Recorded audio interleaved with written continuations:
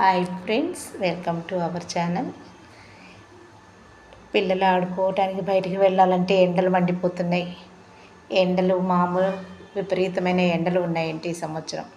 పిల్లలు ఇంట్లో నుంచి బయటికి వెళ్ళకుండా ఉండాలంటే మనం ఇలా చిన్న చిన్న చిన్న కథలు పిల్లలకి బొమ్మలు చూపిస్తూ కథలు చెప్తూ ఉంటే వాళ్ళు ఇంట్రెస్ట్గా వింటూ ఉంటారు. ఇప్పుడు నేను అలా పిల్లలకి ఇంట్రెస్ట్ కలిగేలాగా, పిల్లలు బయటకు వెళ్లకుండా ఉండేలాగా ఒక మంచి కథ చెప్తున్నాను. ఆ కథే స్నేహంతో సాధ్యమే.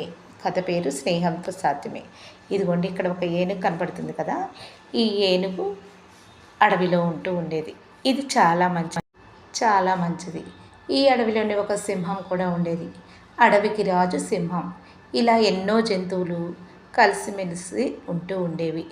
ఈ సింహంతో పాటుగా ఈ అడవిలో ఇంకా కొన్ని జంతువులు కూడా ఉన్నాయి. అవి కోతి, కుందేలు, ఇలా రకరకాల జంతువులు ఉన్నాయి. ఇవన్నీ స్నేహితులుగా ఉన్నాయి. ఈ జంతువుల్లో కోతి చాలా చలాకీగా ఉండేది. చెట్టుపై నుండి కిందకు దూకుతూ యాక్టివ్గా ఉండేది కోతి. కుందేలు చాలా తెలివైనది. అందరికీ సలహాలు ఇచ్చేది. ఎవరికి ఏమైనా తెలియని విషయాలు చెబుతూ ఉండేది. ఒకరోజు అడవిలో కరువు వచ్చింది. నీరు దొరకడం లేదు, ఆహారం లేదు. ఏం చెయ్యాలా ఆలోచిస్తూ ఓ పరిష్కారం ఆలోచించాలని, నీరు సంపాదించాలని అనుకున్నాయి ఈ జంతువులన్నీ కూడా. వెంటనే ఏనుగు తన శక్తితో బావి తవ్వింది. కోతి చెట్టుపైకెక్కి పండిపోయిన ఆకులన్నీ తెచ్చింది. కుందేలు రోజు నీళ్లు తెచ్చి ఆ బావిలో దాచిపెడుతూ ఉండేది. కాలక్రమంలో